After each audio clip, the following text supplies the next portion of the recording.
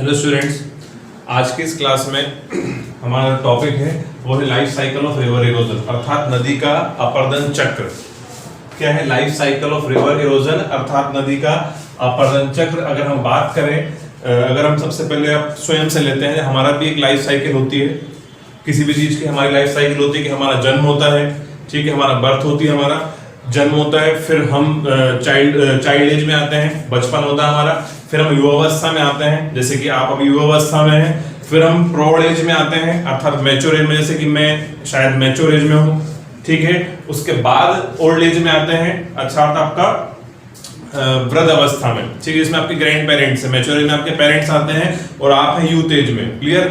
और फिर आपकी ओल्ड एज के बाद फिर एक डेथ हो जाती है। तो इस प्रकार मनुष्य भी अपने जन्म से लेके अपने मृत्यु तक, अपने जन्म से लेके मृत्यु तक एक पूरी लाइफ को जीता है। तो उसको अलग अलग फेज में बांटा गया है। जैसे कि अगर आपने हिस्ट्री पढ़ी, इतिहास पढ़ा होगा, तो आश्रम व्यवस्था भी इसी पर बेस है कि जो मनुष्य का जो जीवन है उसको आश्रम व्यवस्था के आधार पर बांटा गया है। आपका 4 आपने आश्रम व्यवस्था पढ़ी होंगी। तो वैसे ही जब मनुष्य का जन्म होता है तो मनुष्य अपने जन्म से लेकर मृत्यु तक विभिन्न अलग अलग फेज में जीता है। उसको अगर हम बिल्कुल सिंपली डिवाइड करें तो आपका बचपन में आपका बचपन, चाइल्डहुड, फिर आपका यूथ एज, फिर आपका मैच्योर एज और आपकी ओल्ड एज, 4 एज, ठीक है। चलिए, तो ये मनुष्य की लाइफ साइकिल हुई कि कैसे जन्म से लेकर मृत्यु तक उसने अलग अलग एक एक फेज को जिया, ठीक है। वैसे ही नदी को भी एक तत्व मानकर, एक एलिमेंट मानकर इसका भी अलग अलग फेज बताए गए हैं नदी के, कि नदी का भी एक जन्म होता है, नदी का भी मरण होता है और नदी भी अपना एक पूरा लाइफ साइकिल, लाइफ प्रोसेस पूरा करती है, ठीक है। अगर बात करें तो प्राचीन, अगर वेदों की बात करें तो हिंदू जो कल्चर है उसमें तो वैसे भी नदी को एक जीवित तत्व माना गया है। नदी की पूजा की जाती है। आपने देखा होगा नदी पे कई सारे रिचुअल्स करते हैं, परफॉर्म करते हैं। तो अगर हिंदू कल्चर की बात करें तो हिंदू कल्चर में नदी को तो वैसे ही जीवित तत्व माना गया, उसको पूजनीय माना गया है। लेकिन हम बात करते हैं साइंटिफिक पॉइंट ऑफ व्यू से, तो साइंटिफिक पॉइंट ऑफ व्यू से भी जो है नदी को अलग अलग फेज में बांटा गया है। इसकी लाइफ साइकिल बताई गई कि नदी का भी एक जन्म होता है, नदी फिर अपने जन्म लेने के बाद नदी निकलती है, फिर वो अपने मैच्योर एज में जाती है, जन्म होगा, फिर अपने उसमें, इसमें बस ये कि आपका चाइल्ड एज इसमें नहीं बताई गई, बाकी रेस्ट जो 3 एज है वो तीनों ही फेज नदी के या रिवर के भी बताए गए हैं, ठीक है। जैसे कि हमारी जो लाइफ साइकिल होती है उसमें आपका childhood, youth age, mature age, old age. तो नदी में चाइल्ड एज ना करके सीधा youth age, mature age, old age, फिर नदी की जो यहाँ पर जैसे नदी का समापन होता है, जो नदी का माउथ है, वहां पर नदी की मृत्यु मान ली जाती है। वो क्यों, कैसे, इसको हम समझेंगे। तो देखिए, जैसे नदी का उद्गम होता है, जहां से नदी का सोर्स है, तो जहां से नदी का उद्गम हुआ, जहां से नदी निकली है, पहाड़ों से, पर्वत से, पठार से या किसी ग्लेशियर से, वो नदी का उद्गम होगा, वही नदी की बर्थ मानी जाएगी। फिर नदी जब पहाड़ों से निकलती है तो पहाड़ों में नदी बहुत तेजी से बहती है और वो उसकी इनिशियल फेज होती है रिवर की, तो वो मानी जाएगी नदी की यूथ एज। जब नदी मैदान में प्रवेश करती है तो मैदान में प्रवेश होने के बाद कहा जाता है उसको नदी की मैच्योर एज। और नदी जब आपका समुद्र के निकट पहुंचती है, जहां पर उसके समाप्त होने वाली है, तो समुद्र के निकट पहुंचने पर जो समुद्र का तट होता है, किनारा, वहां कही जाती है नदी की ओल्ड एज या नदी की वृद्धावस्था, ठीक है। और जैसे ही नदी समुद्र में मिल जाती है वहां पर कहते हैं कि नदी की मृत्यु हो गई, नदी का समापन हो गया। क्यों? क्योंकि समुद्र में मिलने के बाद नदी अपना नाम खो देती है, अपनी पहचान खो देती है। देखिए, आपका पहचान कब तक, जब तक आप जीवित है, ठीक है। तो नदी जब समुद्र में मिल जाएगी तो जैसे कि बंगाल की खाड़ी में कई सारी नदियां मिल गई हैं, गंगा मिल गई है, ब्रह्मपुत्र मिल गई है, कावेरी मिल गई है, गोदावरी मिल गई है। लेकिन उसके बाद उसका नाम समाप्त हो जाएगा, फिर वो बंगाल की खाड़ी वो समुद्र का नाम हो गया। क्योंकि अंदर आप ये नहीं बता सकते कि गंगा का पानी कौन सा है, ब्रह्मपुत्र का पानी कौन सा है, क्लियर। तो नदी की पहचान कब तक है, जब तक नदी का माउथ है। जैसे ही माउथ मतलब मुहायना, जैसे ही नदी समुद्र में मिली उसकी पहचान वहां विलुप्त हो गई, एक्सटिंक्ट हो गई, क्लियर। तो अब स्टार्ट करते हैं इसको। तो लाइफ साइकिल ऑफ रिवर या बात करें तो नदी के अपर्दन चक्र की अवधारणा, इसका कांसेप्ट किसने दिया है? डेविस और पेंक नाम के 2 व्यक्ति थे, इन्होंने इसकी अवधारणा दी है, ठीक है। विलियम डेविस और Walther Penck. William Morris Davis नाम था इनका, 2 व्यक्ति हैं अलग अलग। विलियम मॉरिस डेविस और वॉल्थर पेंक नाम के 2 व्यक्ति हैं। इन्होंने नदी के अपर्दन चक्र की अवधारणा दी है, नदी के लाइफ साइकिल की अवधारणा दी। इनके अनुसार नदी जो है निरंतर बहती है और ये अपने जीवन काल में समुद्र के तल को प्राप्त करना चाहती है, सी लेवल को, सी तक पहुंचना चाहती है। हर नदी की एक जैसे कि बात करें कि आपका भी कोई टारगेट होगा तो हर नदी का जो एक लक्ष्य होता है कि उसको जो है कहीं पर समाप्त होना है, चाहे वो समुद्र में या किसी बड़ी नदी में। छोटी नदियां सहायक नदी बनती है, ट्रिब्यूटरीज बनती है किसकी, बड़ी नदियों की, जबकि बड़ी नदियां स्वयं जाकर समाप्त हो जाती हैं समुद्र में। क्लियर है? चलिए, तो डेविस और पेंक ने इसकी अब एक तो क्वेश्चन आता है कि life cycle of river erosion की अवधारणा किसने दी है, तो डेविस और पेंक, और ये दोनों अलग अलग व्यक्ति हैं, विलियम मॉरिस डेविस और वॉल्टर पेंक। ठीक है, चलिए बात करते हैं लाइफ साइकिल ऑफ रिवर की। तो डेविस और पेंक के अनुसार नदी अपने जीवन काल में 3 अवस्था से गुजरती। कितनी अवस्था से? 3 अवस्था से। पहली आप देखेंगे यहाँ पर यूथ एज, ठीक है, या युवावस्था बोलते हैं इसको। दूसरी आपकी प्रौढ़ एज या मैच्योर अवस्था, और तीसरी है आपकी वृद्ध अवस्था या ओल्ड एज। क्लियर है? ये 3 अवस्था से नदी गुजरती है। अब हर अवस्था में किसमें इसमें क्या क्या आकृतियां बनती हैं, वो क्वेश्चन जो बनते हैं उसको हम पढ़ेंगे। देखिए, जो आपकी यूथ एज बनेगी, पहले आप ध्यान देना कि जो आपकी यूथ एज बनेगी आपकी कहां पर, पर्वतों पर या माउंटेन्स में, ऊपर और तलहटी में। आपकी मैच्योर एज, प्रौढ़ एज बनती कहां पर, प्लेन या मैदानों में, और वृद्ध अवस्था, ओल्ड एज बनती कहां पर, कोस्ट या समुद्र के तट के निकट। क्लियर? चलिए स्टार्ट करते हैं हमारा यूथ एज से। तो नदी अपने जीवन काल में कितनी अवस्था से गुजरती है? 3 अवस्था से। कितनी अवस्था से? 3 अवस्था से, यूथ, मैच्योर एंड ओल्ड। देखिए, जब नदी युवावस्था से गुजरती है तो नदी का उद्गम कहां से होता है? किसी पर्वतों से, पहाड़ों से होता है। वहां पर नदी, जब नदी निकलती है, तो मैंने आपको लास्ट लेक्चर में बताया था, आपको रिवर रिजुवनेशन पढ़ा था, नदी कायाकल्प। तो नदी का वेग तेज होता है, नदी वी आकार की घाटी बनाती है। जब नदी पहाड़ों से निकलती है तो नदी पहाड़ों से जब ऊपर से नीचे की ओर गिरेगी, स्लोप से, ठीक है, जब आपको ऊपर से नीचे की ओर स्लोप से गिरती है तो नदी का वेग या उसकी वेलोसिटी बहुत तेज होती है। तो नदी अपने सामने आने वाले जो भी पत्थर, कंकर, जो भी चाहे पेड़ पौधे, कंकर, पत्थर जो भी होंगे, सबको आगे पुश करती हुई जाएगी और नदी तेजी से आगे बढ़ेगी। क्यों? क्योंकि ये पर्वतों से ऊपर से नीचे की ओर बह रही है। आप देख सकते हैं ये ऊपर से नीचे की ओर बह रही है, तो नदी का वेग अभी बहुत तेज है, नदी की वेलोसिटी तेज है, उसके पास वाटर अमाउंट ज्यादा है, तो उसके सामने जो भी बड़ा पत्थर भी आएगा, पेड़ पौधे आएंगे, सबको पुश करके वो नीचे ले जाएगी। क्लियर?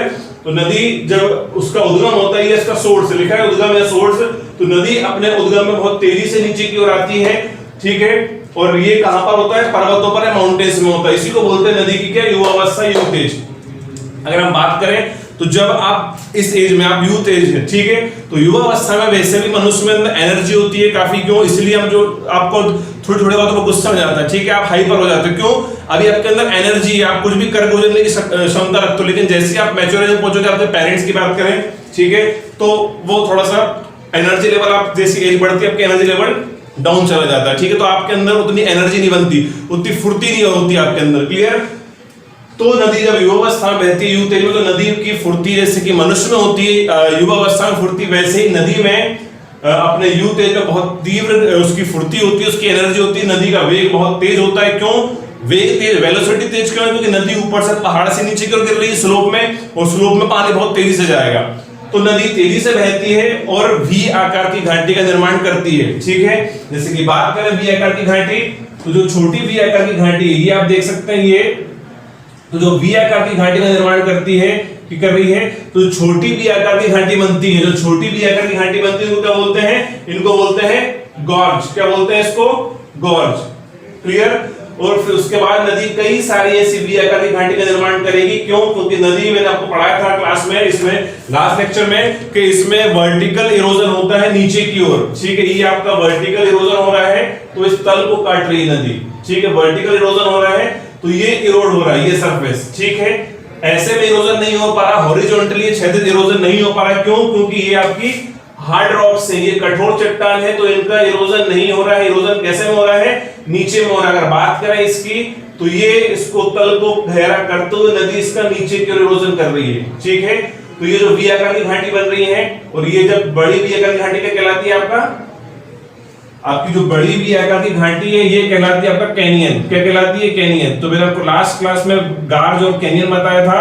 तो छोटी वी आकार की घाटी कहलाता है गार्ज, और बड़ी वी आकार की घाटी कहलाता है कैनियन। ठीक है, ग्रैंड कैनियन मैंने एग्जांपल भी दिया था। जैसे कि आप बात करेंगे, सिंधु नदी बुंजी गार्ज का निर्माण करती है। ठीक है, वैसे ब्रह्मपुत्र नदी भी जो गार्ज का निर्माण करती है, कहां पर होगा गार्ज का निर्माण? पहाड़ों पर होगा या पर्वतों पर होगा। क्लियर? चलिए, तो ये बड़ी वी आकार घाटी का कहलाएगा, ये कहलाएगा कैनियन। क्लियर? ये कैनियन हो गया। फिर बात करें तो नदियां जब पहाड़ों से ऊपर से नीचे की ओर गिरेंगी तो नदियां वाटरफॉल का निर्माण भी करती हैं, प्लंज पूल वाटरफॉल का। क्यों? जलप्रपात झरना किसको बोलते हैं? जब नदी जब आपका पानी या कोई धारा ऊपर से नीचे की ओर वर्टिकली गिरे तेजी से, ठीक है, तो उसको क्या बोलते हैं? जलप्रपात या वाटरफॉल। तो यहां आप देखेंगे कि नदी ऊपर पहाड़ों से नीचे की ओर गिर रही है, तो इस प्रकार से जो है ये कई जलप्रपात का निर्माण भी कर रही है यहां पर, ठीक है। तो ये तीन मुख्य आकृतियां बनती हैं आपके, कौन कौन सी? गार्ज, कैनियन और जलप्रपात। तो ये किसमें बनते हैं? ये बनते हैं पहाड़ों पर। किस अवस्था में बनते हैं? ये बनते हैं माउंटेन आपके यूथ एज में या युवा अवस्था में। क्लियर है यहां पर? क्लियर है? चलिए, तो यहां पर नदी ने युवा अवस्था में कौन सी आकृतियां बनाई? आपके गार्ज बनाया, छोटी भी आकार की घाटी, कैनियन बनाया, बड़ी भी आकार की घाटी, और वाटरफॉल जलप्रपात अर्थात पानी का ऊपर से नीचे की ओर वर्टिकली या लंबवत तरीके से गिरना। ये कहां पर होगा? यू तेज में, जब नदी की वेलोसिटी, नदी का वेग बहुत तेज होगा, नदी भी आकार की घाटी का निर्माण करेगी। कहां पर करेगी? यू तेज में या माउंटेन्स में। अब नदी प्रवेश कर चुकी, यहां से अगर बात करें, ठीक है, यहां से बात करें तो अब नदी प्रवेश कहां कर चुकी? मैदान में, ठीक है। यहां से लेके यहां तक का जो पूरा क्षेत्र है, ये नदी जो है आपका कौन सी अवस्था में है? नदी है मैच्योर अवस्था में या प्रौढ़ अवस्था में या मैच्योर एज में। अब नदी ने मैदान में प्रवेश कर लिया है, तो नदी का वेग कम हो गया है। क्यों कम हो गया है? यहां पर आप देखेंगे नदी ऊपर से नीचे की ओर बह रही थी, लेकिन अब नदी मैदान में प्रवेश कर चुकी है। तो मैदान, पहले नदी ऐसे थी, अब नदी ऐसे में आ चुकी है, तो जब प्लेन आ गया तो नदी का वेग कम हो गया। क्यों हो गया नदी का वेग कम हो गया? क्योंकि ढाल या स्लोप कम हो गया। ढाल या स्लोप कम होने से नदी का वेग तेज हो जाता है, और नदी फिर आपका उन सेडिमेंट जो ऊपर से वो नीचे की ओर लेके आई थी, उनको बहुत आगे कैरी नहीं कर पाती, और यहां वहां तट पे किनारा छोड़ देती है, ठीक है। क्योंकि वो सेडिमेंट्स, उसको बोलते हैं अवसाद, जिसमें कंकड़, पत्थर, मिट्टी, बालू ये सब होते हैं, तो उन अवसाद को नदी अपने डिपॉजिट कर देती है अपने तट पर। वो तट पर डिपॉजिट कर देगी तो नदी क्या करती है? नदी अब उस सेडिमेंट्स से, नदी का वेग अब इतना नहीं कि सेडिमेंट्स के ऊपर से चली जाए, ठीक है। अब नदी इस सेडिमेंट्स के ऊपर से नहीं जा पाएगी, ठीक है। तो नदी क्या करती है? सेडिमेंट्स के बगल से जाती है ऐसे, ठीक है। ये ऊपर से नहीं जा पाएगी तो कहां से जाती है? इसके बगल से निकल जाएगी या इस साइड से निकल जाएगी। क्लियर? तो अब नदी, बात करें जब नदी मैदान में प्रवेश करेगी तो नदी का वेग या वेलोसिटी कम होगी, तो फिर नदी आपका ऐसा बहती है और इन अवसादों से बचते हुए इस प्रकार के बल बनाती है। यानी बल को बोलते हैं क्या? मिएंडर्स। क्या बोलते हैं इनको? मिएंडर्स। तो नदी मिएंडर्स कहां पर बनाती है? मैदान में। किस अवस्था में बनाती है? तो प्रौढ़ अवस्था में। तो नदी, आप बात करेंगे, ये बल दिख रहे हैं, तो नदी आपका इन बल का निर्माण करेगी कहां पर? प्लेन में या प्रौढ़ अवस्था में, ठीक है। फिर नदी बल बनाती है, जब ये बल और बढ़ जाते हैं, जब ये बल पहले आपसे कम थे, जैसे कि पहले ये बल कम है, जब ये बल और बढ़ जाएंगे ऐसे, तो इनका बल जब और इनका दायरा बढ़ जाता है, ठीक है, दायरा बढ़ जाता है, तो इस प्रकार ये बनाते हैं कि आपका ऑक्स बाउल। ऑक्स बाउल कैसे बनती है ये भी मैं आपको लास्ट लेक्चर में बता चुका हूं, और फिर से उसको मैं आपको समझा दूंगा यहीं पे। ऑक्स बाउल किसी को बोलते हैं गोखुर झीलें। गोखुर झीलें ये बनती गंगा के मैदानों में। कैसे बनती है? देखिए, अब आपका ये नदी ऐसे बह रही है, तो बाहर की ओर बहाव तेज है, यहाँ फास्ट है, अंदर की ओर बहाव स्लो है, ठीक है। तो ये जब बहाव बढ़ता है, ठीक है, जैसा कर्व बढ़ेगा, तो कर्व बढ़ते बढ़ते जो है ये कर्व बाहर की ओर, ये बाहर की ओर है, तो यहाँ पर तेज है, यहाँ बहाव स्लो है, ठीक है। तो अब ये ऐसा बन जाता है कि इसमें आपस में मर्ज हो जाता है। ये मर्ज हो जाएगा तो क्या होगा? इसके मर्ज होने के बाद ये जो पानी ऐसा ऊपर से जा रहा है, वो पानी यहीं से जाने लगेगा। कहां से? यहीं से जाने लगेगा। वो पानी अब यहां से जाएगा। ब्लैक से बताता हूं, अब ये जो पानी जो ऊपर से जा रहा था, वो ऊपर से जाकर कहां से जाएगा? वो यहीं से ऐसा जाएगा पानी, ठीक है। अब पानी यहां से जाएगा तो यहां से इतना कट जाएगा, क्लियर? ये तो ये इतना क्षेत्र कट जाएगा क्योंकि पानी यहीं से जा रहा है, ठीक है। अब रास्ता क्या होगा? या पानी का, ये पानी अपना शॉर्टेस्ट डिस्टेंस ढूंढता है, तो ये जो आकृति बनती है, इस आकृति को ही क्या बोलते हैं? इसी को बोलते हैं गोखुर झीलें, या इसी को बोलते हैं ऑक्सबाउ लेक। क्या बोलते हैं? गोखुर झील, या इसी को बोलते हैं ऑक्सबाउ लेक, जो बनती है रिवर मिएंडर से, ठीक है। या देखिए एक बार फिर से ऐसा, ठीक है। अब ये टच हो जाएगा तो पानी जो यहां से जा रहा था, पानी जो, एक बार फिर से देखिए आप, ये आकृति थी, ठीक है, ये आकृति, तो पानी एक बार फिर से देखिएगा, पानी जो ऐसे ऊपर की ओर जा रहा था, पानी जो ऊपर की ओर जा रहा था, ऐसा जाएगा पानी इससे, लेकिन अब हुआ क्या, अब जब इसका फैलाव बढ़ा, जब इसकी विड्थ बढ़ी तो ये आपस में मर्ज हो गया, तो पानी कहां से जाएगा, पानी ऊपर से जाएगा क्या, नहीं, तो पानी कैसे जाएगा, ऐसा ऐसा और ऐसा जाने लगेगा, ठीक है। पानी का रास्ता ये हो गया, तो ये जो है ये अपने आप कट गया, क्यों, क्योंकि पानी कहां से जा रहा है, अब पानी यहां से जा रहा है, ठीक है, तो ये अब कट गए, अब पानी जा रहा है यहां से, ठीक है, ये जा रहा है पानी, तो ये आकृति को क्या बोलते हैं, इसी को बोलते हैं ऑक्सबाउ लेक, या इसी को बोलते हैं गोखुर झील। ये धारण झील क्यों, क्योंकि गाय का पैर भी ऐसा ही होता है, ठीक है, आप देखेंगे तो गाय का पैर भी ऐसा होता है, देखिए कभी गाय देखिए, गाय का पैर देखा है, तो उसी को बोलते हैं ऑक्सबाउ लेक या गोखुर झील, जो बनते कहां पर, किस अवस्था में बनते हैं, ये बनते हैं आपके प्रौढ़ अवस्था में या मैच्योर एज में, क्लियर, ऐसा ही होता है आपका गाय का पैर, ठीक है, अगर आप देखेंगे तो, क्लियर। चलिए, और इसी में नदी छत बनते हैं आपके, नदी छत रिवर टेरेस क्या होते हैं, ये दिख रहा है आपको, ये नदी छत, ये नदी के जब नदी बहती है तो उसके आइट साइड जो घाटियां बनती हैं इसके दोनों ओर, ये दोनों ओर जो घाटियां बनती हैं जो कि जलोढ़ मिट्टी की बनेंगी, एलुवियल प्लेन, इसी को बोलते हैं रिवर टेरेस, ये नदी छत, और ये होते हैं एलुवियल सॉइल, किस मिट्टी के होते हैं ये होते हैं आपके जलोढ़ मिट्टी के या एलुवियल सॉइल के, कौन सी सॉइल, एलुवियल सॉइल या जलोढ़ मिट्टी के, क्लियर, नदी छत। तो अगर बात करें जब नदी प्रौढ़ अवस्था में प्रवेश करती है मैच्योर एज में, तो नदी आपका ऐसा बल बनाती है, इनको बोलते हैं क्या, मिएंडर्स, नदी बनाती है, ऐसे नदी छत बनाती है जो एलुवियल प्लेन होते हैं, और नदी गोखुर झील बनाती है, ठीक है, ये ऑक्सबाउ लेक। एक और अगर बात करें, जैसे कि अगर नदी एक 3 शेप की वैली बनती है, ठीक है, आपको बताऊं पर यू शेप की वैली, तो नदी जब मैदान में प्रवेश करती है तो किस प्रकार की घाटी बनाती है, क्वेश्चन आता है, तो बनाती है यू आकार की घाटी। कैसे बनेगी यू आकार की घाटी, ये आप देख रहे हैं, ये यू शेप बन रहा है ना, ये यू आकार की घाटी, ये बन रहा है यू शेप आपका, इधर देखिए आप, ये यू शेप बन रहा है ना, तो नदी कहां पर बनाती है यू शेप की घाटी, प्रौढ़ अवस्था में या मैच्योर एज में, दिख रहा है यू, अगर नदी ऐसे जाएगी, ऐसे, ये ऐसे बनते हैं बल, तो ये क्या बन रहा है, यू शेप की वैली, ये क्या बन रही है, यू शेप की वैली। तो नदी यू आकार की घाटी कहां बनाती है, मैदानों में। अगर बात करें पूछते कि नदी यू अवस्था में किस आकार की घाटी बनाती है, तो वी शेप की वैली, कौन सी बनाती है, वी शेप की वैली। वी शेप कैसा बन रहा है, ये देखिए आपका, ये बन रहा है वी शेप, ये बन रहा है वी शेप, ये बन रहा है वी शेप, तो नदी बनाती है वी शेप की घाटी कहां पर, युवा अवस्था में, और यू आकार की घाटी कहां बनाती है, प्रौढ़ अवस्था में, दिख रहा है यू शेप आपको। चलिए, अब नदी जब समुद्र के किनारे पहुंचती है, समुद्र के कॉस्ट पर, समुद्र के तट पर पहुंचती है, तो इसी को कहा जाता है नदी का मुहायना या माउथ, जहां पर नदी समुद्र में मिलने वाली होती है वही कहलाता है नदी का मुहायना, नदी का माउथ, नदी का समापन भी यही पे बोलते हैं, ठीक है। अब नदी वृद्ध अवस्था में या ओल्ड एज में प्रवेश कर चुकी है, तो नदी, अब जैसे कि इंसान जब ओल्ड एज में प्रवेश करता है तो उसकी जो स्पीड होती है एकदम स्लो हो जाती है, बहुत धीरे हो जाता है, वो धीमा हो जाता है, क्लियर। तो अब नदी प्रवेश कर चुकी है अपनी वृद्ध अवस्था में, अब नदी में उतनी ताकत नहीं रही कि नदी इस सेडिमेंट्स, जो सेडिमेंट्स लेकर ये ब्लैक कलर के, इनको आगे पुश कर पाए। तो नदी कई धाराओं में बैठ के, देख रहे हैं आप, 3 अलग अलग धाराओं में बैठ गई है, तो नदी कई धाराओं में बैठकर, एक ये धारा, एक ये धारा, एक ये धारा, तो नदी कई धाराओं में बैठकर मिल जाती है समुद्र में, ठीक है।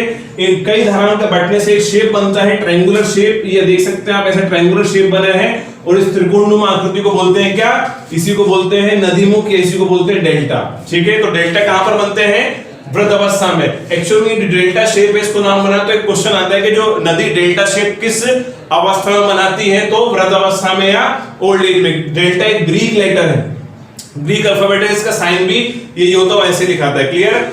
और इसी में बनते हैं आपके कहां पर, वृद्ध अवस्था में बनते हैं क्या, डेल्टा। तो जैसे कि आपका बात करें गंगा का डेल्टा, ब्रह्मपुत्र का डेल्टा, गोदावरी का डेल्टा, तो नदी समुद्र तट पर पहुंचती है, बनाती है, नदीमुख बनाती है, डेल्टा बनाती है, जिसका निर्माण करती है, क्लियर। चलिए, अब अगर बात करें तो फिर इसी में बनते हैं संप्राय मैदान या पेनिप्लेन। और पेनिप्लेन मैदान क्या होते हैं, संप्राय मैदान ये बनते हैं कि आपके जो लोअर मैदान होते हैं, जो लोअर प्लेन होते हैं, ये बनते हैं समुद्र के किनारे। आप देखो समुद्र के किनारे अगर आपने किसी ने देखा हो तो एक बड़ी सी ऐसी घाटी टाइप की बनती है, ज्यादा ऊपर नहीं होती, वो उसी के स्तर की होती है, सी लेवल की होती है, लेकिन उस पर पानी नहीं होता, ठीक है, बिल्कुल टच होता है पानी एक ही सरफेस पे। जैसे कि आपका अगर ये समुद्र है तो इसी लेवल पर एक घाटी बनेगी ऐसी, और इसके राइट साइड से नदी निकल, ऐसे नदी जाएगी यहाँ से, यहां से नदी जाएगी और ये पूरा पानी भरा समुद्र, और ये एक बड़ा सा प्लेन है, ये पूरा एक मैदान है, इसी को बोलते हैं पेनी प्लेन, या इसी को बोलते हैं संप्राय मैदान, या इसी को बोलते हैं संप्राय भूमि, जो समान स्तर पर है, किसके, सी लेवल के समान स्तर पर इस पर पानी नहीं होगा, पर पानी कवर नहीं होगा, इसी को बोलेंगे संप्राय मैदान या पेनी प्लेन। तो कहां बनते हैं, ये बनते हैं समुद्र के निकट या कोस्ट पर, तट पर। क्लियर। और जैसे इस नदी समुद्र में मिली तो अब नदी की आइडेंटिटी, इसकी पहचान खत्म हो गई, यहां पर नदी की मृत्यु हुई। क्यों? क्योंकि अब नदी का नाम गंगा हो, ब्रह्मपुत्र हो, गोदावरी हो, कृष्णा हो, कावेरी हो, ठीक है, महानदी हो, लेकिन अब किस में जाके मिल गई सब, एक समुद्र में, उसका नाम बंगाल की खाड़ी, अगर एग्जांपल दूं आपको, ठीक है। तो अब इसकी कोई पहचान नहीं बची, मतलब उसकी मृत्यु हो चुकी है। क्लियर।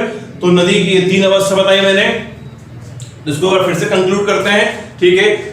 नदी के अपरदन चक्र की अवधारणा किसने दी है, डेविस और पैंक ने दी है, दो अलग अलग व्यक्ति हैं। इनके अनुसार नदी कितनी अवस्था से गुजरती है जीवन काल में, 3 अवस्था से। कौन कौन सी, युवावस्था, प्रौढ़ावस्था और वृद्धावस्था, अर्थात यूथ एज, मैच्योर एज और ओल्ड एज। उसके बाद नदी की बात करें, नदी वी शेप की वैली कहां पर बनाती है, तो बनाती है माउंटेन्स में। कहां पर बनाती है, तो माउंटेन्स में। किस अवस्था में बनाती है, किस एज में, तो किस स्टेज में, यूथ स्टेज में। ठीक, कौन से स्टेज में, यूथ स्टेज में, जो कि इसकी इनिशियल स्टेज है। कौन सी आकार की घाटी, वी आकार की घाटी, ये आपकी वी आकार की घाटी है, ठीक है।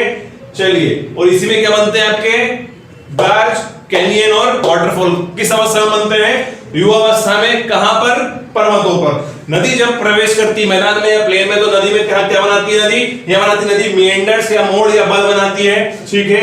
नदी बनाती है रिवर टेरेस या नदी छत, एलुवियल प्लेन के होते, जलोढ़ मिट्टी के होते हैं। और बनाती है नदी क्या, गोखुर झील, ये आपकी है गोखुर झील, ठीक है।